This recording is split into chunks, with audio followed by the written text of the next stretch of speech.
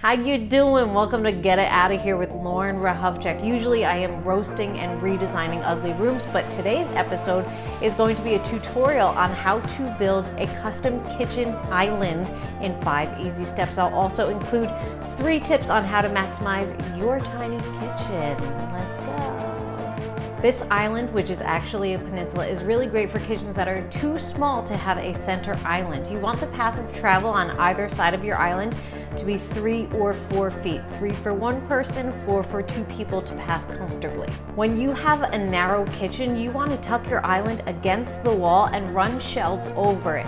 That creates an entire wall of storage. But you can only have pretty things exposed in your kitchen. On those shelves go your dishes, your glasses, cake stands, pretty bowls. Pulling those things out of your cabinets frees up a lot of space for the ugly things like pantry items. They always go behind closed doors. Have you ever seen a pantry item out in a magazine? No, you haven't, unless it's in a pretty canister. So you want to get that island for hidden storage, more prep space, and more seating. But most islands for purchase, they're not it. You know, they don't have closed off storage and they feel really rinky-dinky. I'm painting with a broad brush. I have seen one work. Plus, if you're tucking that kitchen island against your wall, you're either losing the storage side or the seating side. And you know that's not gonna work for me. So that's when I decided to pull the trigger on building my own. Step 1 is figuring out your countertop size. This is the hardest step because it's so theoretical, but push through. I want you to put some blue tape on the ground to represent the countertop size. Mine ended up being 30 by 60. Play around with it. Live with it for a couple days. Keep the path of travel in mind. Step 2, figure out your cabinet size. Take 12 inches off either end. That's where your stools are going to tuck in. So my ideal cabinet size is 36 inches wide. Let's talk depth. Now, I knew that I wanted hidden storage in the back for my beach chair. I gave myself 14 inches for that, so that left me with my ideal cabinet depth of 16 inches. Now, if you don't want hidden storage, you can just go ahead and get kitchen cabinet lowers. You can get them on Facebook Marketplace or a Restore Habitat for Humanity, or just buy them new. I did a non-kitchen cabinet because I actually wanted my height to be a little bit lower since I'm a short king. But be careful, if you lower the cabinet height, you're cutting into the knee space when you're sitting on a stool, because all stools are standard.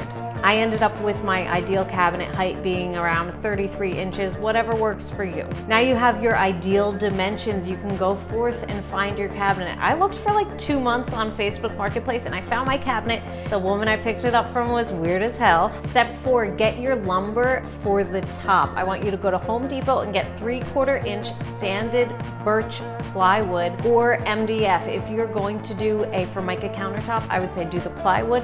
If you're just going to paint, I would say do MDF. It'll give you a much smoother finish. Pro tip, when you get your wood cut, immediately label all of them. Piece A is your countertop. Mine was 60 by 30. Pieces B, C, D are the front and side drop faces. These give the illusion of a thick tuff. That's what she said. Piece E is a cheap 3/4 inch plywood padding slab that will go under the countertop and inside the drop faces. Mine is 55 by 27. Now we get a 1 by 2. Piece F is a cleat for the wall. It has to be long enough to hit studs, so get something at least 24 inches. Pieces G, H, and I are from here to here. J is this length. K and L are the false wall and the door for the storage area. Are you still following me? Wasn't that so easy? Step 5 is the assembly. Put the cleat on the wall into studs. Make it the same height as the cabinet. Attach the padding slab to the countertop. Lay your countertop on your cabinet and the cleat. Attach it from underneath.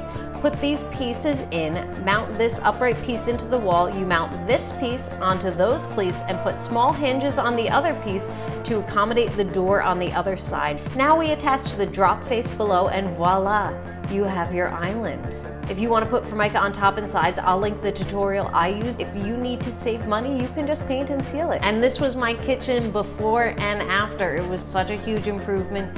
We stored so much stuff there. I can't recommend this tutorial enough. It is a lot of hard work, but the steps are easy. If you have any questions about this, please let me know in the comments. If you liked it, hit the button, share, and subscribe. Also follow me on socials.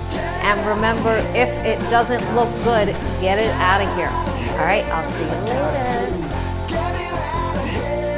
Got to get it out of here. Lauren will help check.